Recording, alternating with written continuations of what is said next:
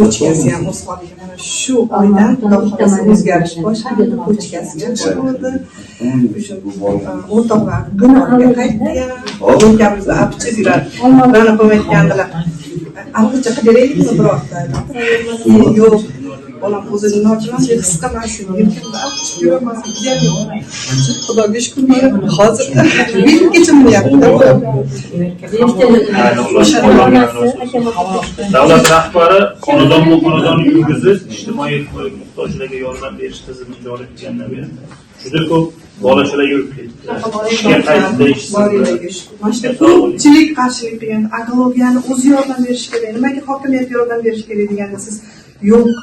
Meni o'zimning yaqinim onkologiyada davolanadi. Men sharoitini bilaman. Ukol-dorilar juda qimmat deb o'zingiz plastigimga 5 million pul ajratib bergansiz. Undan tashqari bolamni 1 yil nafaqa puliga to'g'rilab bergansiz. O'sha yerda qolganlardan ham uzr so'rayman. Rosa alam ustida yonishdagilarga ham, chunki kimga kirsam eshigini yopib o'rganda, majbur bo'lganman o'zingiz bilan yuzma yuz uchrashishga. Rahmat, boringlarga shukr. Yangi yilda o'tinglar qandaylar? Sog' bo'ling. Rahmat.